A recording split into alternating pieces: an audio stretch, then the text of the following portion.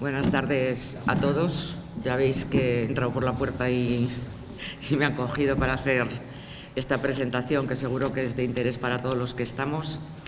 Y os voy a comentar muy brevemente, porque son ellos los que tienen la información de lo que nos van a hablar hoy. Entonces, Pello Monteano encontró unos documentos en septiembre sobre Falces desde 1709 y 1734.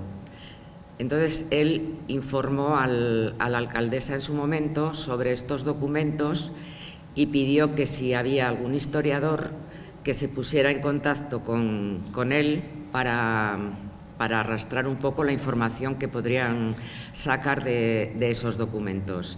Y por eso están aquí hoy José Mari y Pello, para explicarnos y dibujarnos el Falces de aquellos tiempos. Os dejo con ellos. Gracias.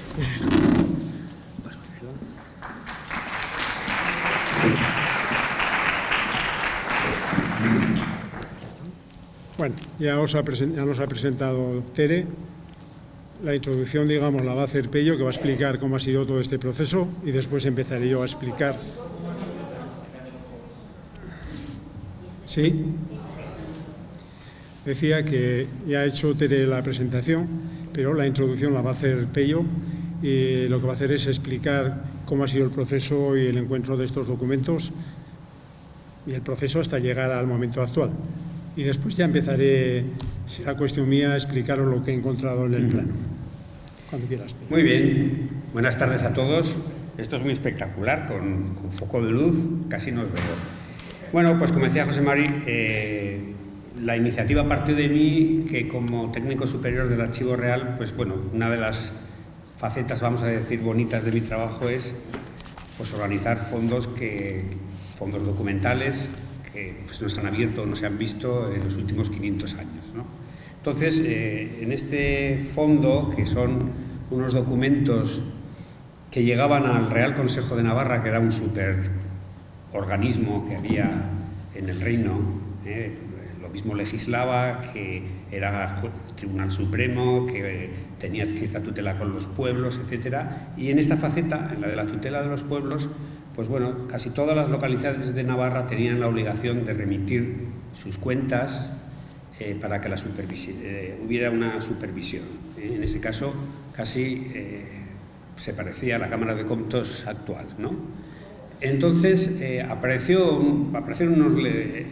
son unos fondos un poco raros, porque los consiguió la Diputación Foral de Navarra entonces, a finales del siglo XIX, porque pertenecían al Ministerio de Interior o el equivalente a nivel del Gobierno central. Es decir, eran los fondos del reino que habían pasado a los tribunales, vamos a decir, de diseño estatal, la audiencia territorial, cuando Navarra desaparece como reino y, por supuesto, el Real Consejo desaparece como institución.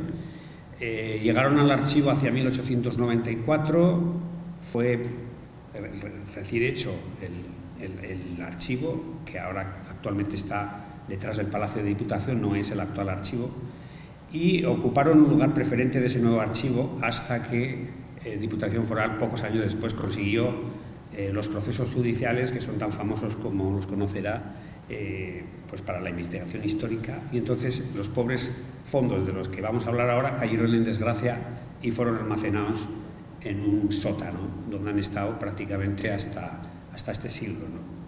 Bien. A la hora de organizarlos, porque además los habían utilizado para cegar una serie de... Cuando se produce el traslado entre el viejo y el nuevo archivo, se encuentran con unos volúmenes grandes de documentación que se pensaba que eran paredes de cal y canto, y al quitar las estanterías se dieron cuenta que eran fajos de papel que estaban allí cegando un poco lo que son las dependencias del antiguo archivo. Y resulta que fueron estos fondos que estamos organizando ahora. En ese contexto, pues abriendo unos fajos, en el mes de septiembre, pues cayeron unos cuantos que se referían a Falces, pero unos cuantos, que eran fruto de la organización que el Real Consejo tenía de esta documentación que le remitían los pueblos. Las ponían todos juntos, por eso, aunque estaba muy desorganizado, de Falces aparecieron 20 o 25 distintos procesos y sobre todo cuentas Y en ese contexto, pues yo me di cuenta que, viendo un poco para describir un legajo que tenía 800 y pico folios, atados con unas cuerdas, pues salía un plano. El plano fue lo que más me llamó la atención. Estaba doblado en 4 partes, había sufrido bastante en los 3 o 4 siglos que había estado ahí, porque estaba deteriorado por los bordes, con lo cual al abrirlo, las partes centrales, pues había que restaurarlas. Era un plano bonito, era un plano grande, y inmediatamente decidimos mandarlo al laboratorio de restauración para que lo restauraran, porque no es un plano, tenéis una joya, eso lo tengo que decir, no es un plano nada habitual, a todo color. Por supuesto no es un plano cartográfico, en el sentido de que no se pueden coger metros y cosas de ese tipo, pero como croquis está muy bien y además es vistoso, porque quien lo hizo pues pintó una serie de detalles como muy interesantes. Yo ahora he venido, es la primera, lo siento, lo tengo que reconocer, es la primera vez que he estado en Falces, no conocía el pueblo y bueno, pues me he podido hacer una idea de la representación, ¿no? Toda esa parte alta con la basílica y todo lo que después se pinta en el plano, ¿no?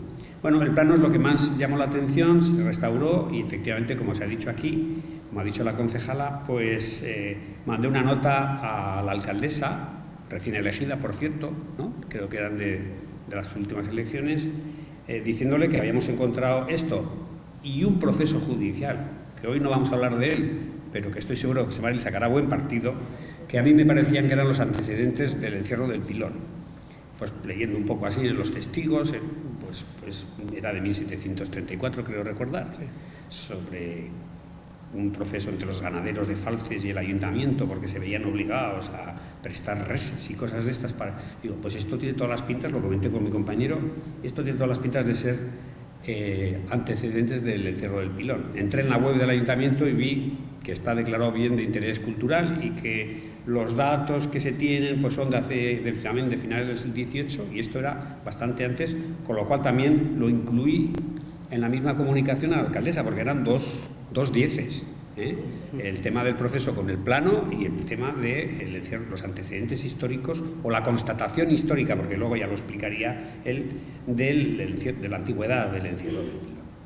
Mandé un correo, me agradó muchísimo que se me respondiera esa misma mañana, porque yo decía, hemos encontrado unos documentos que entiendo son muy interesantes para la historia local. Yo conocía la obra de José Mari, la tenemos encuadernada en la biblioteca del archivo en su gran tamaño, y bueno, y entendía que podía ser de interés. La verdad que la rapidez de la respuesta mostraba el interés del ayuntamiento en este tipo de cosas, porque muchas veces comunicas y por aquí entra y por aquí sale, ¿no? Pero en este caso recibí la contestación esa misma mañana, porque yo les pedía que si tenían, como decía antes, un historiador local que pudiese. Yo no me podía dedicar a estudiar esa documentación, tenía esperando, son 2000 cajas, tenía esperando aún más, tenía que pasar de Falces a otro pueblo, pero que bueno, pues se mandase a una persona que entendiese y que pudiese analizar y valorar en su buena medida pues la importancia de los hallazgos. Yo no creo que tardó ni 2 días, ni un día. Siguiente. Al día siguiente estaba en mi despacho y bueno, ya lo enseñamos, él enseguida, como buen conocedor de la historia del pueblo, valoró todo lo que vio, rápidamente pidió copias, creo que el mismo día también. Tener en cuenta que es una documentación que no va a estar disponible hasta dentro de un año por lo menos, hasta que no lo pongamos, lo volquemos al ordenador, etcétera. Y bueno, pues él pidió una serie de copias con las que ha trabajado, yo creo que se basa en ello para la charla de hoy.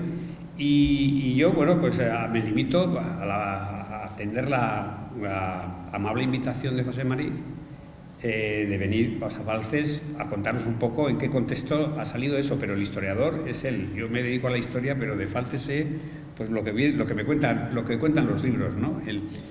Y sin más, que sepáis que yo provengo también de pueblo, vamos a decir. Yo he nacido en Pamplona, pero yo soy de Villava, entonces tenemos esa hipersensibilidad de que los pueblos también tenemos historia, Ahí está la historia, la gran historia de Navarra, está la historia de la omnipresente Pamplona, que es pues una cabeza muy grande para un cuerpo muy pequeño, en lo que es Navarra, pero los pueblos también tienen historia y en ese sentido pues yo creo que me ha animado también a venir hasta Falces, pues precisamente por eso, ¿no? Para que para que se valore que efectivamente hay localidades en Navarra, como es Falces, que tienen una gran personalidad histórica, ¿no? Y que eso los vecinos lo tienen que saber de cara a que, bueno, esa identidad local es algo que tiene que entrarnos muy, muy dentro a todos, ¿no? Es decir, somos ciudadanos del mundo, pero tenemos las raíces muy hondas en la tierra. Sin más, yo voy a disfrutar de lo que nos cuente, pues igual que todos vosotros, y nada, simplemente volver a deciros que agradezco la invitación y que he venido con mucho gusto, en parte porque tenía una deuda pendiente con este pueblo, ¿eh? No sé si hay alguna persona que estaba involucrado, pero una vez tuve que declinar venir a dar una conferencia aquí por un problema de que me habían concertado 2 conferencias en 2 localidades distintas a la misma hora y aún no tengo la facultad de la ubicuidad, ¿no? Sin más, le doy paso a Mari cuando quieras.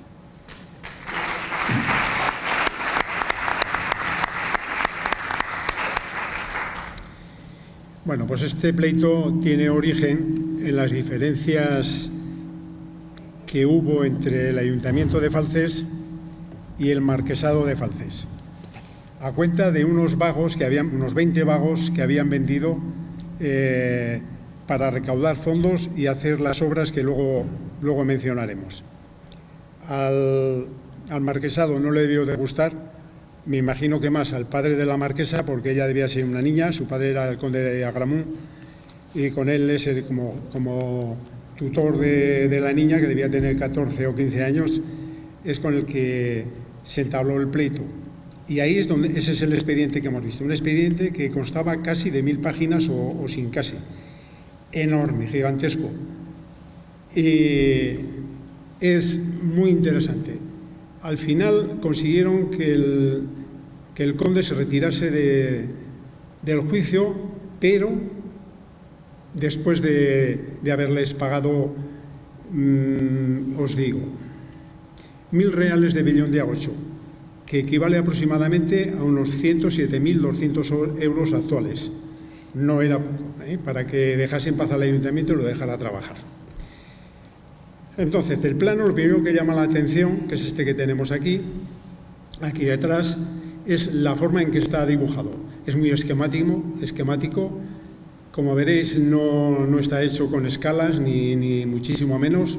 Hay cosas que sorprenden muchísimo por el tamaño en relación a otras cosas, como la plaza, por ejemplo, que es muy diminuta comparado con el edificio que está detrás, que parece ser lo que iba a ser el nuevo ayuntamiento entonces.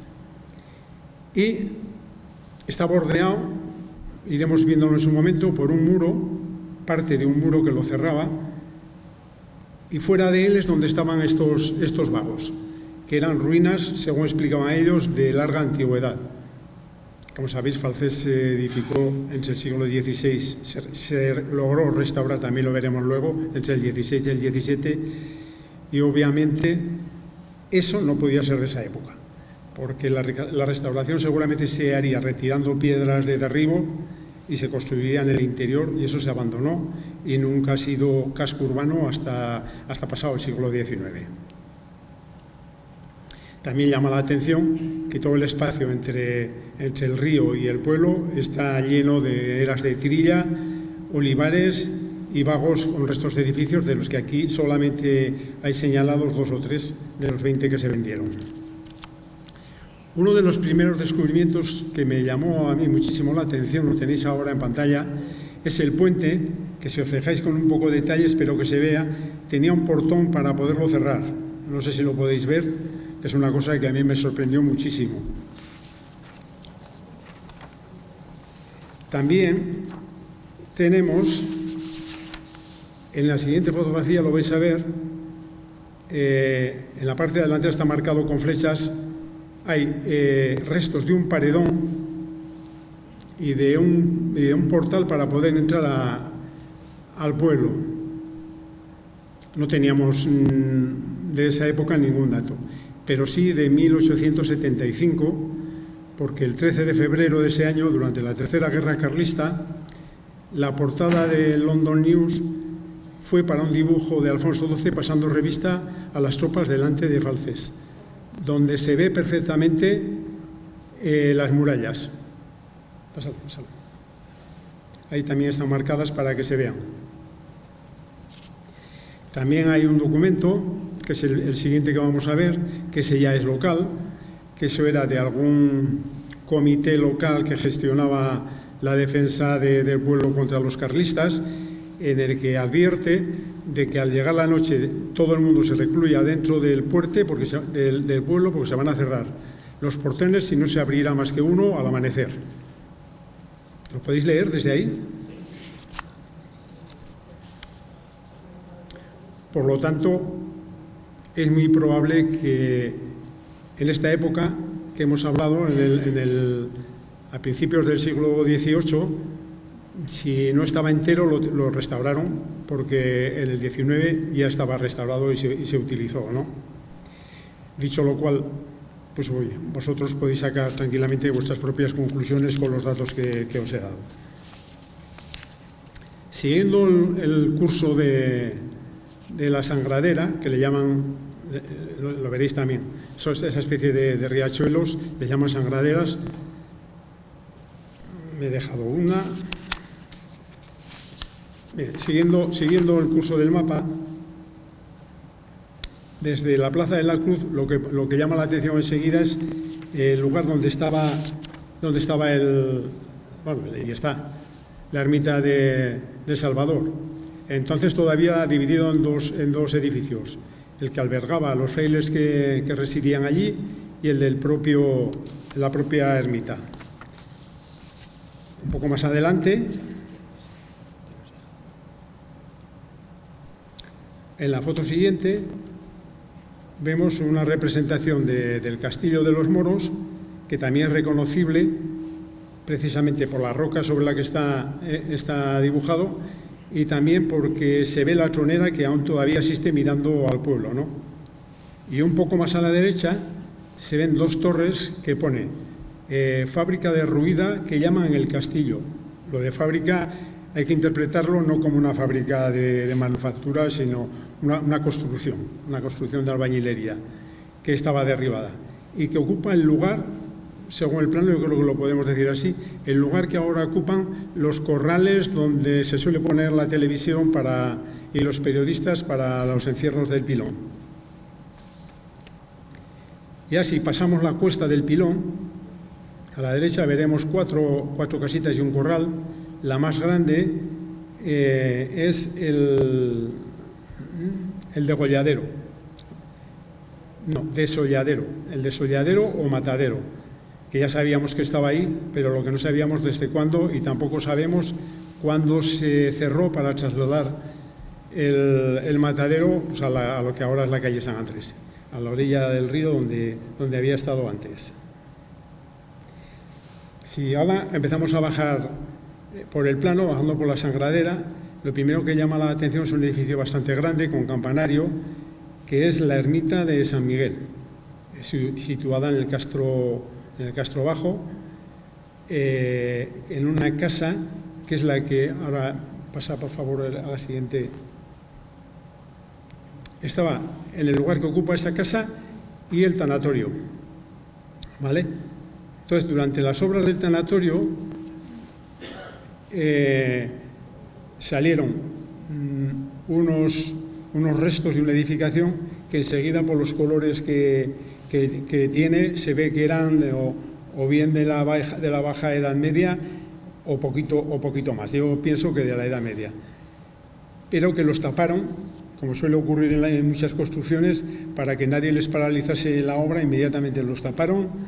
Y bueno, digamos que por lo menos no lo rompieron más. Ahí lo que hay está. Un poco más a la derecha hay una pequeña ermita que está todo coloreado, pero esa está en blanco y negro, no sé si la veréis bien vosotros, que es la ermita de San Andrés. A mí no me ha tocado nunca ni saber que estuviera allí, ni siquiera de que existiera, no había leído nunca una referencia a esa ermita, y que parece obvio que es lo que le dio el nombre a la calle San Andrés. Más a la derecha, también en rojo y sobre un montículo, está la casa del Salitre. Esto es una cosa interesante porque Florencio Idoate, en su obra El esfuerzo bélico de Navarra en el siglo XVI, es decir, 2 siglos antes, dice que en Falces se extraía salitre para las fábricas de armas navarras, para la fabricación de pólvora. Entonces es de suponer, o ahí parece tener sentido ese edificio, ¿no? Y luego debajo también vemos el nevero, que todavía, como sabéis, queda a la mitad. Aquí le llaman nevera. Y más abajo vemos unos corrales, que algunos de los cuales están cerrados, lo cual para la época me parece a mí que es bastante insólito. Se supone que sería de gente adinerada, porque si no, en fin, no sé cómo es posible que pudieran hacer esa obra, ¿no? Porque es una obra cara cerrar un huerto, ya lo sabéis, ahora mismo sigue siendo una obra cara.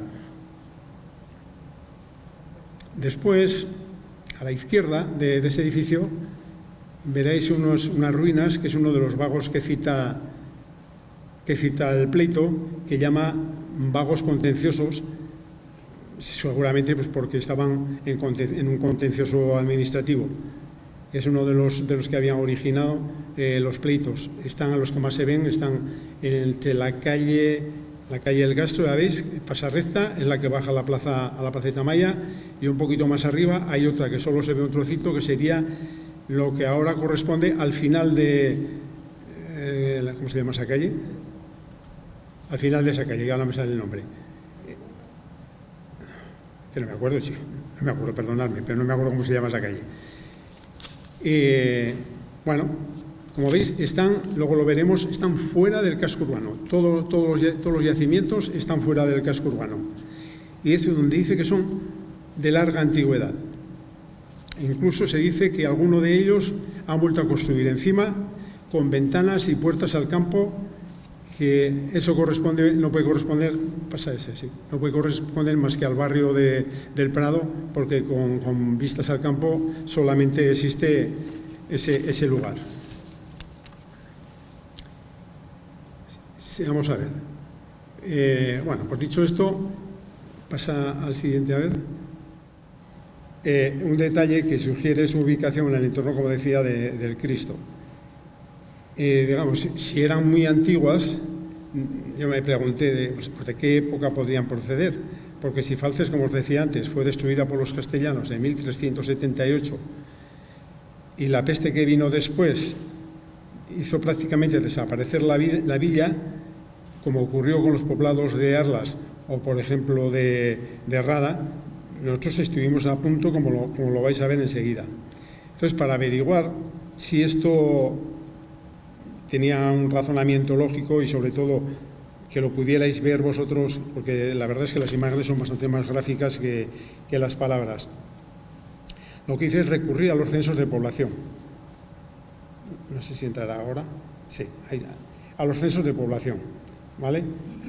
Entonces, teniendo en cuenta estos hechos, en 1380 Carlos II, después de la batalla con los castellanos, en que asolaron Falces, llegó a decir que Falces había sido la villa más perdida y destruida de su reino, y le perdonó varios impuestos importantes. Pero ahí no terminó todo. En 1401 llegó la peste. En los 10 o 12 años siguientes hubo 7 u 8 rebrotes y en definitiva, de los 1.330 fuegos, de los 552 fuegos que tenía en 1330, después de estas 2 pandemias se redujo a 34, es decir, pasó de tener 2.500 habitantes a tener 333. Poco después, Carlos III, en 1923, le perdonaba a Falces la mayor parte de los impuestos por espacio de 101 años. Claro, es de suponer, esto era ya el siglo XV, principios del XV, con el censo que tenemos ahí, tenemos en 1501 558 habitantes. Es de suponer que con esas personas reconstruir el casco antiguo, nada. Después, en el 16, sí tenemos 2 edificios que proceden de esa época. Uno es lo que llamamos la Casa de Andrés, que es ese ventanal que tiene gótico, tan bonito, y otro es el Palacio de los Acedo. Son los 2 únicos que proceden del siglo XVI.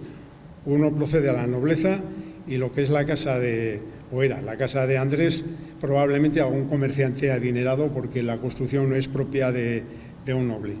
Y tampoco estaba blasonada. Tenía dineros porque esa ventana le costaría hacerla lo suyo, que es la que tenéis. Esta es la ventana de Andrés. Eso le costaría, sabéis que está restaurada, le costaría sus dineros, y la casa de Acedo pues ya es todo un palacio, ¿no?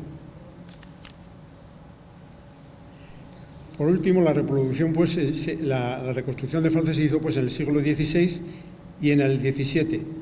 Por lo tanto, los edificios en ruina no podían ser de época anterior, porque lo reconstruyeron dentro del casco urbano.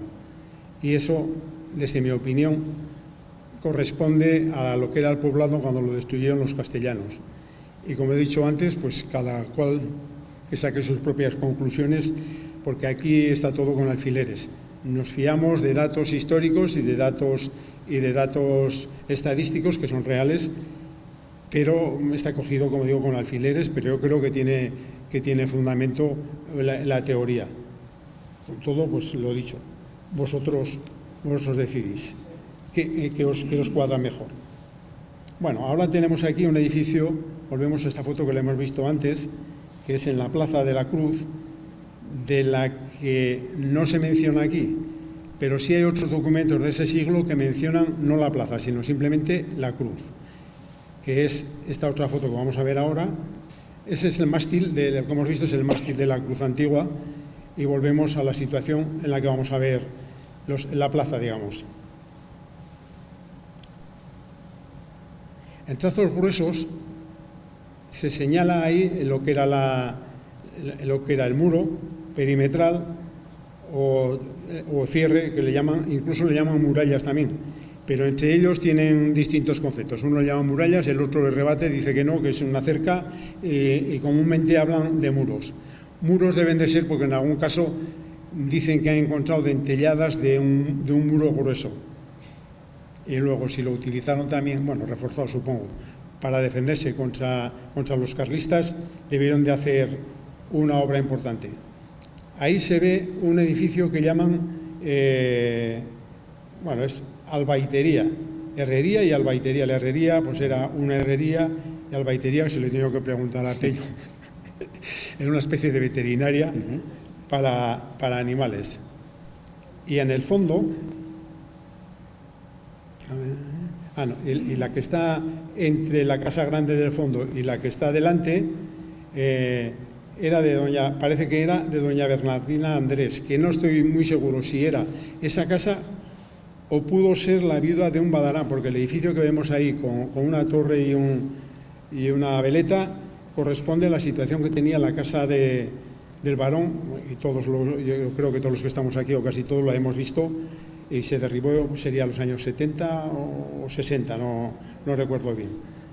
Y ahí está alojado el portón de entrada al pueblo.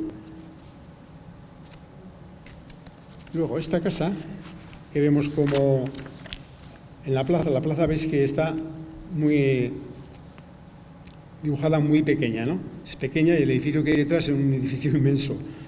Bueno, pues parece ser que ese edificio es el que el ayuntamiento estaba intentando comprar para construir allí un nuevo ayuntamiento. Y poder, bueno, dice que lo quieren construir porque los regidores no tienen sitio donde hacer sus reuniones con decoro ni guardar secretos. Y tampoco pueden ver los toros porque no tienen balcones, obviamente. Y que el edificio anterior sí que tiene una sala grande, pero lo están utilizando para escuela de niños, no de niñas, de niños. Ya sabéis que las niñas prácticamente no iban a la escuela en aquella época. Y esa parece ser que es la casa, porque más adelante dice que quieren comprar esa casa para hacer ese edificio, y en ese año, que ya es el 18, el documento es del 18, el plano es del 9, pero el documento es del 18, están ordenando la construcción de la nueva plaza.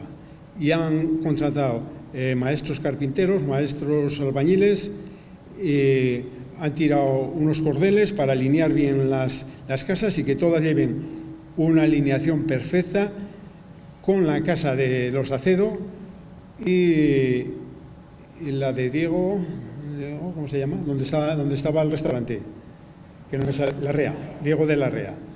Entonces, la plaza que tenemos ahora es un gran hallazgo saber en qué fecha se hizo, porque ahora por la arquitectura se presume que era de finales del siglo anterior, de finales del XVII o de principios del XVIII. Ahora ya sabemos que fue durante el primer cuarto del siglo XVIII. Creo que es un dato interesante para cuando haya que hacer referencias a la plaza, se puede poner fecha. Eso ocurría en el XVIII y ya habían empezado a trazar la nueva plaza, que entonces se llamaba Plaza de los Toros, que también se iba a modificar. Y también querían colocar ahí, pasa a la siguiente, esa es la plaza antigua, una fotografía antigua para hacer referencia a la plaza, pasa a la siguiente a ver, esa también es una referencia para cómo quedó. Ese es de un libro, La Casa en Navarra, que es de Caro Baroja, ese libro, que introdujo ese dibujo que me parece una preciosidad. Y también querían poner en la plaza un mesón, que es la siguiente fotografía. Sí. Después volvemos a la cruz y ahí vemos las casas, dos de las casas que hemos visto antes. Vemos la cava, que como veis le llaman Sangradera, y el edificio que tiene a su derecha y los que tiene a su izquierda pone que están fuera del muro, ¿vale? Están un poco separados del muro. Eso a mí me parece una cosa interesante. Más adelante ya en la calle San Juan y Corazón de Jesús, bien, ahí tenemos el Huerto del Rey, que no dice que es el del Rey, pero dice huerto, porque no se escribía con H, sino huerto. Es el Huerto del Rey, y tiene una curiosidad. No sé si de ahí los he marcado con 6 fechas, pero no sé si lo tenéis. Porque hay 3 casas de las que tiene delante que las significa. Con balcón, 2 con un balcón y a otra con un portal bastante trabajado. La que tenéis a vuestra izquierda, es decir, la que está más cerca del monte y casi de frente del Huerto del Rey, correspondería a la que conocemos siempre como la casa de los Bucesta, pero que tiene el escudo de los Treviño. La que está a la derecha está justo en la calle que entra de esa cava a la iglesia, esa es San Juan, ¿no? Calle San Juan. Pues ese edificio que está bastante deteriorado por fuera, pero ese lo tiene también resaltado. Y luego tenemos otro a la derecha que correspondería, yo creo, a la casa del Barón, a los Ochagavía. Los demás, como veis, son edificios bastante anodinos, pero eso los tiene resaltados. Y también tenemos al final, a la izquierda, hay un trozo de muralla reseñado y también se ve lo que llaman un vago contencioso.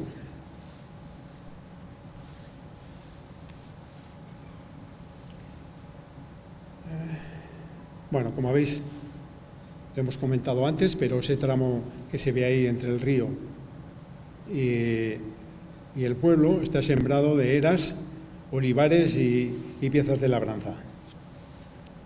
Y finalmente, en lo referido al plano cabe reseñar que esa ampliación que hay ahí, que al extremo norte, pero todavía en Covalleta, señala una gran isleta, está señalado como Madre Vieja y Madre Nueva, pero no da ninguna explicación y no quedan restos. Si existió esa isleta, bueno, pues ya sabéis que eso no queda restos. Y si de algo de esto os ha podido sorprender, esperaos con el siguiente plano, que ese no ha hecho alusión. No lo he mencionado. Porque este tiene mucha tela. Porque estamos en 1709 y es un plano para hacer una corta del río. Como veis, lo he colocado, que lo estoy viendo desde dentro del pueblo, claro. No tengáis en cuenta esas hoces, porque eso es una brutalidad. Pero sí veis que corta del puente, hay un canal abierto, un canal nuevo, y luego han puesto atravesado una estacada, que voy a ver si cojo los datos, mide 308 varas, que equivale aproximadamente a 238 metros de largo. para desviar el agua del cauce original y encauzarla allí. Es de suponer que no se hizo. O lo mismo se hizo y una riada se llevó todo por delante y volvió el río a su cauce. Y eso es todo por mi parte, salvo que queráis preguntar alguna cosa, alguna aclaración o algo que os pueda dar. Pues eso es todo lo que he encontrado aquí, que no es poco. O si tenéis que preguntar alguna cosa.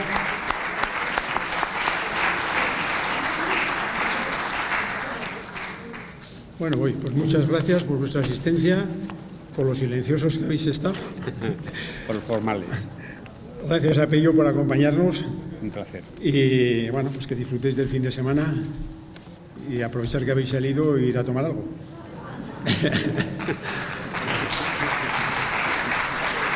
Muy bien.